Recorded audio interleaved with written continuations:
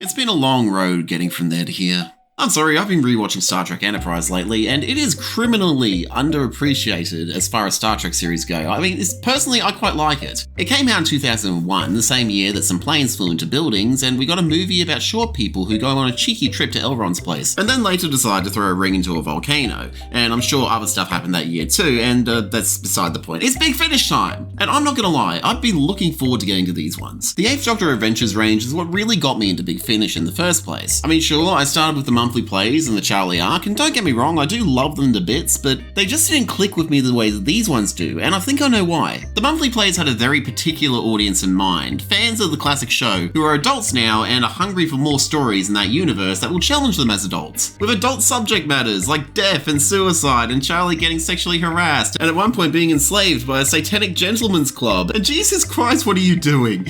Yeah, it's very safe to say that I was not part of this very niche group. I only discovered these things in 2013, the year of the 50th. I was 22, I was mostly a New Who fan, and only just getting into the classics because somebody lent me a hard drive that happened to have the entire classic run on it. Yes, I'm sorry, I started with piracy. The EDAs seemed tailor-made for me, and of course they were. This was Big Finish's attempt to capitalise on the return of New Who by soft rebooting the 8th Doctor range to appeal to fans of the new show. They took a lot of cues from Davies and tightened up the episodes a bit. The monthly range stories had the template of a classic Who serial. 4 more episodes forming a runtime of about 120 minutes, complete with cliffhangers and ending stings. Comparatively, the EDAs are a lot shorter, about half the length, and then punchier and far more to the point. Although the first series does start and end with a 2-parter, which is indistinguishable from a monthly range play, but double the price because they're sold as 2 separate episodes for reasons that make sense to no one aside from Nick Briggs and Jason Haig-Ellery. In this spirit, I'm splitting what should have been a single video into 2 episodes. Thankfully, they're also streaming on Spotify for free, so if you want to listen along, then that's what I'd recommend.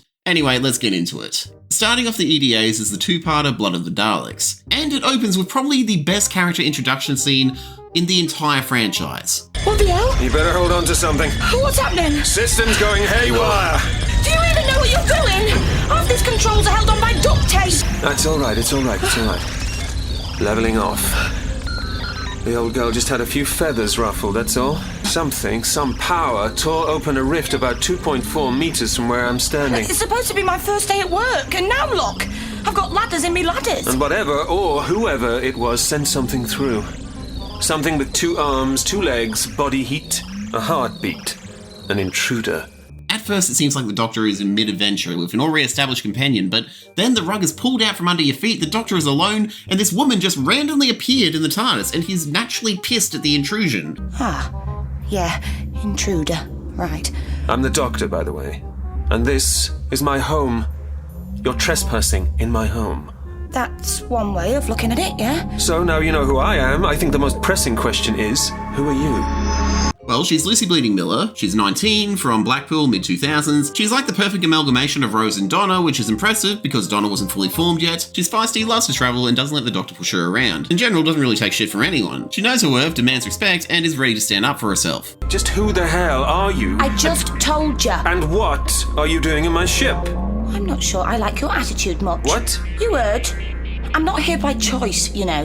No, I didn't know. That's why I'm asking. So will you please? Ooh, keep your hair on, lad. So I'm probably going to have to tell you why Lucy is there in the first place, and if you want to avoid spoilers, then I suggest skipping to this time code. She was on her way to her first day at a new job when the Time Lords decided to time scoop her, because apparently she needs to go into witness protection for reasons, and apparently the safest place in the universe is the Doctor's TARDIS. I mean, it worked out well for Adric.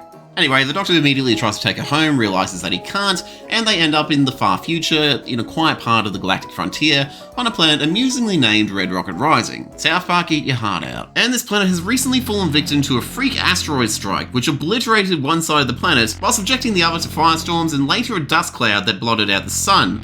You know there must be a sun out there somewhere, Lucy. You could have fooled me. But it's hidden by a cloud of, I don't know, debris and smoke, blocking out most of its light and its heat. Hey, are you sure you want to be dressed like that? It's a bit chilly for such a short... Oh, now here we go. Basically, anyone who's still alive is almost certainly going to die, but hope is not lost, for a benevolent race of beings are coming to their aid. A race of people who know all too well the horrors of global destruction when their own planet was ravaged by nuclear war, mutating them into horrible forms that can only survive by retreating into the metal shells of their travel machines. They now make it their mission to ensure nobody else suffers this terrible fate. It's the Daleks. It's the Daleks. They're on the cover. They're up to their old tricks again. This is a planet that has forgotten their history, basically. Things like the Dalek invasion of Earth and all the horrors that humanity has gone through involving the Daleks happened so long ago in their past that they're reduced to legends and stories that you tell children so they'll behave. Anyone who does know about the Daleks probably doesn't believe that they ever happened, kind of like the moon landing these days. And the only guy who did read his history is a conspiracy theorist crank in a tinfoil hat who predicted the asteroid strike and tried to warn everybody. I knew the Daleks weren't what they seemed. I warned you to stay away. Yeah, true, you did. But have you ever found that people don't really take you seriously when you're wearing that tinfoil hat? So the Doctor has to convince the last remaining politician that the Daleks don't do the do-gooder stuff and they must be here for a different reason. Don't you understand? I can only act on what I know to be... I know the Daleks. I was there at their birth. I fought against them in countless wars, seen their legacy in the burial pits of 100 worlds. And if the following sounds at all familiar, then it bloody well should, because Chibnall basically plagiarised it, lifting entire scenes even. You see, a scientist on Red Rocket Rising discovered a crashed Dalek ship, and has since been experimenting on human remains and trying to mutate humans into Daleks so they can survive anything that might come in the future, like the current changing conditions of their planet. And he invited the Daleks to come and help in the birthing of a new species. The only thing is, the Daleks are literal space Nazis. Okay, he didn't directly plagiarise, but he did plagiarise this scene. I mean, this took very little editing to get the original audio to line up. Scans confirm presence of genetic impurities. We are the same. We are all Daleks. No, you are not Daleks. You represent a deviation from the purity of the Dalek bloodline. I do not understand. They must be eradicated. Oh, exterminated. Why would you do this? We are Daleks. We are the same. This story is a wonderful mashup of the power of the Daleks, genesis of the Daleks, remembrance of the Daleks. This is the Daleks at their most fanatical and reminds you exactly what they were based on right from the beginning. Real-life bigotries and ideologies based around hatred and fear, only without the human face, showing it for the horror that it truly is. They do what they do because they believe that they are better and more deserving than everyone else. It's not that they believe that they are bigger, smarter, or stronger than anything else. They are superior by default. In their mind, their supremacy is tied directly to their racial purity, to their blood. Anything that threatens the purity of their bloodline threatens their supremacy. Any aberrations, race mixing, mutations, all of it will be sought out and destroyed with maximum prejudice, even if it means destroying themselves in the process, because this is the only thing that they care about. You really feel the Doctor's frustration at having been through this exact same scenario many times before and seeing it always play out the exact same way. These Daleks might be... Different? You don't know how much I wish that were possible. I wish a Dalek could show compassion or pity, or even know what those words mean, because if it could, if I saw the slightest hope of change, of growth, of redemption... So, that's Blood of the Daleks. It's honestly a favourite of mine. The Doctor gets a new companion, he saves the day as he always does, and he's keen to let Lucy go on her own way. I mean, they're two very different people, but honestly, he couldn't leave her even if he really wanted to, because the Time Lords rigged it so his TARDIS couldn't go anywhere without her in it. Next up is horror at Glam Rock. You'd think it would be setting itself up for failure, naming itself after a story as strong as horror at Fang Rock, but honestly, the two have very little in common aside from the fact that they're both based Under Siege stories. Horror of Glam Rock is basically a love letter to the genre of glam rock, that wonderful, bedazzled, gender-bending 70s-ness that gave us David Bowie, king of the bisexuals and our Lord and Saviour. Doctor, what year is this? It's 1974.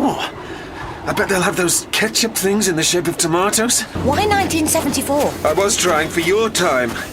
This is as close as I could get, as close as I'm allowed to get. They arrive at an old-style roadhouse service station, in the middle of a blizzard, only to find that the place is under siege by purple furry scaly people eaters, intent on eating anyone who goes outside. Also stuck in the roadhouse is Bernard Cribbins. Arnold Corns, a manager to the stars. The Doctor.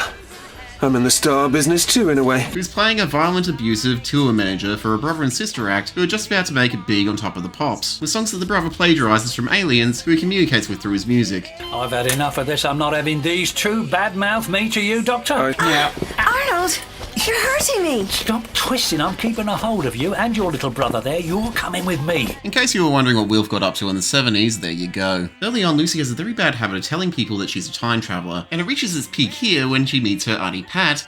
Auntie Pat! You're my Auntie Pat, you are! You what? Auntie Pat! You're not making sense, love. Listen, I'm your niece. I'm Lucy. I don't have an... I come from the future. I've travelled in time with the Doctor. I've been plucked out of my own time stream. You really mean it, don't you? Wow, that explains a lot. Do you want a biscuit with that? And she's so excited to see her that she tells her not only that she is her niece from the future, but also accidentally confirms her worst fears. What are you saying? Nothing. What am I in the future, seeing as you know so much about it? You're nothing, Auntie Pat. I mean, were you not a drummer or a star or anything? I'm nothing. You're just Auntie Pat. Auntie Pat is a recurring character, and she will be used to emotionally fuck with you. She's also the window to the domestic side of Lucy's life, effectively aiding and fleshing her out without overindulging in the domestics to the point that it resembles a TV soap like so much of the Davies era tended to do. This is a great story with a heavy focus on character drama. There's a lot of talk about the nature of stardom and failure. It's pretty bleak at times, it doesn't pull its punches, and I bloody love it. Next we have Immortal Beloved. This one is pure pulp sci-fi and I can't help but stain it with my tongue barbs. It's set on a colony world sometime in the future that's taken on the aesthetics of Greek mythology, only with sci-fi trappings. Everything looks technological. They have helicopters, medipacks, computers, all of that stuff, but they're all draped in a layer of ancient mysticism. Taking on the mantles of Greek gods, the leaders have held dominion of this world for over a millennia, and perpetuate their immortality through cloning and mind transfer. If one is an important deity, it pays to have a spare body or two lying around. Oh, I see. Kalkin is not your son at all. Kalkin is your clone. Yes, Doctor. When you wear this body out, you'll just switch your mind into a new one. Yes, of course. And what of the mind of the body you invade? Oh, Doctor, come now. It is my body. Kalkin is a human being. He's my heir. And my spare. They raise their clones as their children, call them their heirs, and when their time comes, they steal their freaking bodies, all the while telling them that this is such a great and noble honour, and they're selfish if they don't go through with it. Been going on for so long that they just find it all very normal. Well, that's where I'm off to right now, to watch your friend Taden's finest hour. Why couldn't you be more like him? Murderer, I hate you. Heard it all before, Sonny. 12 times. Oh, just take them away, will you? Leave us be! You're a monster, Zeus! A monster! There's a lot of influence from Romeo and Juliet, two of their heirs, star-crossed lovers doomed to die, intent on defying gods and men by taking their own lives until the Doctor and Lucy show up on a cliffside and stop them from jumping off, as they find out what's going on and help them to take on the gods and attempt to end this cruel cycle. Overall, pretty damn good. Give it a listen. So, I originally intended to do this all in one go, but the video will be way too long if I go ahead with that, so join me in the next one, where the Doctor and Lucy foil what amounts to a Scooby-Doo plot on the Mars moon of Phobos. Lucy grapples with the complexities of crime and punishment in a play that seems to have been written with the sole intent to emotionally destroy me, and the Doctor gets a desk job. If you like these silly videos that I make, don't forget to like, comment and subscribe, hit the bell like it owes you money. Leave something in the comments, please. I want to know what you guys think, and also it drives the algorithm, so yeah, just leave whatever. Just write random words. Bash your hand with the keyboard. It really does help my channel to grow and feeds that eldritch abomination known as the YouTube algorithm that rules all of our lives. Do all of that, and I will see you in the next one.